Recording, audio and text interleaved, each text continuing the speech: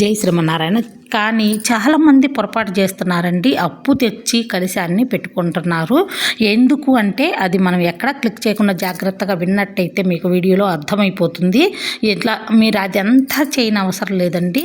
చాలామంది రాగి చెంబు, ఇత్తడి చెంబు ఉంటుంది, కానీ అది ఉన్నా కూడా మనకి వెండిది కావాలి కదా, వెండిది పెట్టుకుంటే మంచిదట కదా అని చెప్పేసేసి తెలిసిన వాళ్ళ దగ్గర లేదా బంధువుల దగ్గర అలాగా ఒక వెండిది ఉంటుంది కదా, వెండి కలశం, ఆ కలశాన్ని తెచ్చుకొని నేను కలశం పెట్టుకొని ఇస్తాను. పెద్ద నోములప్పుడు కూడా అండి నేను చూశాను, మా చుట్టాలు బంధువులు అలా కూడా మనకి నోములు సత్యనారాయణ స్వామి వ్రతమైనా లేదంటే మనకి లక్ష్మీదేవి వరలక్ష్మి వ్రతమైనా ఇలాగ విశేషాలప్పుడు ఏంటి పక్కన వాళ్ళకి తెచ్చుకుంటారు. విశేషాలప్పుడు వరలక్ష్మి వ్రతం అప్పుడు అంటే చాలా వరకు నేను చేసుకోవాలి కదా అన్న ఫీలింగ్ ఉంటుంది. ఒకవేళ నేను చేసుకోవట్లేదు, వచ్చే వారం నేను చేసుకుంటానని తెలిసిందనుకోండి, మీ కలశం నాకు ఇవ్వండి, నేను ఈరోజు కలశం పెట్టుకొని మీ కలశం మీకు ఇచ్చేస్తాను అని చెప్పేసి అంటూ ఉంటారు.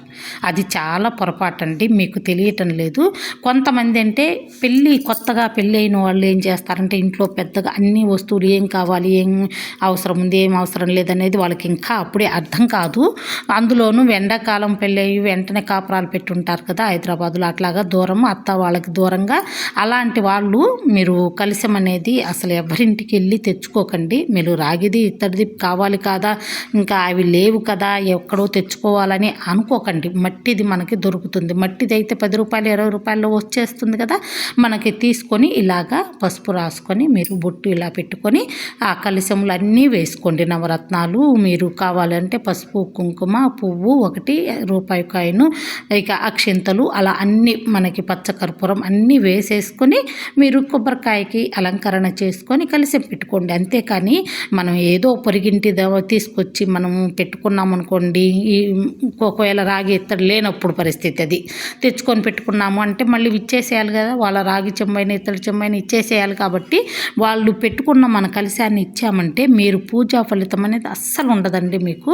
వాళ్ళకే వెళ్ళిపోతుంది. నువ్వు ఎంత ఖర్చు పెట్టుకొని ఎంత భక్తితో ఎంత ఆర్తితో చేసినా కూడా అది మీకు ఫలితం అనేది ఇవ్వదు. అందుకని మీరు ఇలా మట్టి తెచ్చుకొని చేసుకున్నట్టయితే ఆ మట్టిది మీకు ఉంటుంది. ఎన్ని రోజులు కావాలంటే అన్ని రోజులు. ఆ తర్వాత మంచినీళ్ళు తాగొచ్చు. అందులో లేదు అంటే మీరు దేవుడి దగ్గర ఒక కుండలో అలాగే పెట్టేసి నీళ్లు పెట్టేసి ఈశాన్య మూల పెట్టేసి ఉంచుకోండి. మట్టిది కదా అని మీరు అలాగే పడేసి ఎవరికో ఇచ్చేసి అలా చేయకండి. వాడినన్నాళ్ళు వాడుకోండి కలశం కింద. లేదు మాకు ఇత్తడిది రాగిది వెండిది తెచ్చుకున్నామండి, అవసరం లేదు ఇక మట్టిది ఏం చేయాలి అనుకుంటే మీరు రోజు ఈశాన్య మూల పూజ గదిలోనే దాంట్లో ఒక పువ్వు వేసి పచ్చకర్పూరం వేసి నీళ్లు పెడుతూ ఉండండి. లేదు అంటే మెయిన్ గుమ్మంలో కూడా మీరు అలా ఆ కుండని కలశం పెట్టి తర్వాత మీరు దాంట్లో నీళ్లు పోసి రోజు మారుస్తూ రోజు పెట్టండి. లేదు వారానికి ఒకసారైనా గురువారం సాయంత్రం పెట్టేసి ఉంచారనుకోండి, శుక్రవారం శనివారం ఉదయం పూట తీసేసి మీరు మళ్ళీ వాడుకోండి. అలా పెట్టేసుకోండి. అలా చేసుకోవచ్చు. ఆ కలశాన్ని మనకు రాగి ఇత్తడి మాత్రం ఇంకా తోమి మళ్ళీ భద్రపరుచుకోవచ్చు అనమాట. లోపల ఒక కవర్లో పెట్టుకొని మీరు బీరువాలో పెట్టేసుకోవచ్చు. అదే బయటి వాళ్ళకి తెచ్చినవి మనం ఇచ్చేసేయాలిగా వెంటనే, మరుసటి రోజే ఇచ్చేసాం అనుకోండి శనివారం రోజే, ఇక మనకి ఏముంటుంది, మనకు పూజా ఫలితం ఉండదన్నమాట. ప్లీజ్ అండి నా ఛానల్ సబ్స్క్రైబ్ చేయండి, షేర్ చేయండి, ఎవరికైనా షేర్ చేయండి. అట్లాగా ఇక అందుకని మనం కలశాన్ని మట్టిది పెట్టుకోవచ్చు. లేదు అంటే రాగి ఇత్తడి ఉంటే రాగి పెట్టుకోవచ్చు. అది కూడా లేదు అంటే మట్టిది అయితే అసలు ఈజీగా దొరుకుతుందండి. కుమ్మరదాసుడటి వాడు మట్టి పూలతో పూజ చేస్తేనే ఆయనకు ప్రత్యక్షమయ్యి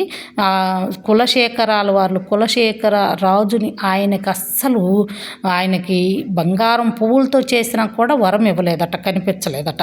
తెలుసా మీకు? మట్టి కుండే కదా మనం పెడితే ఫలితం రాదు అని మీరు అస్సలు అనుకోని అవసరం లేదండి. ఖచ్చితంగా ఫలితం అయితే ఖచ్చితంగా ఇస్తాడు. మీరు తమలపాకులు తెచ్చుకోండి, లేదు అంటే మామిడాకులు తెచ్చుకోండి, లేదు అంటే ఏ ఆకులు ఉన్నా మీ దొడ్లో ఆ ఆకులతోటి కలశంలో అలా పెట్టేసుకోండి. అంటే నేనైతే బాదం ఆకులు వేసాను, బాదం ఆకులైనా కూడా పెట్టుకోవచ్చు కలశంలో అలాగనమాట. మనం ఇలాగా గాజుల్ని ఎలాగైనా మీరు అలంకరణ అనేది చేసుకోవచ్చు అమ్మవారిని, మీకు ఇష్టం అన్నమాట, మీ ఇష్టం. ఇంకా మనం మట్టి చెంబు అని ఎవ్వరికి కనిపించదు, కనిపించినా నష్టం లేదు. భగవంతుడికి మనం ఉన్న దాంట్లోనే మనకు ఆయనకి మనము పెట్టుకోగలుగుతాం అనమాట. అలాగ పెట్టుకొని నైవేద్యాలన్నీ చేసుకొని మీరు పూజ అనేది బాగా చేసుకోండి. హారతితో చేసి పిలిస్తే అస్సలు ఎన్నెన్ని లోకాల పైన ఉన్నా కూడా భగవంతుడు మనకు వచ్చేస్తాడు, చూస్తాడు, మీకు కోరిన కోరికలు నెరవేరుస్తాడు. ఖచ్చితంగా మిమ్మల్ని ఆశీర్వదించి అక్షింతలు వేసి పెట్టిన నైవేద్యాలు తిని వెళ్ళిపోతాడు.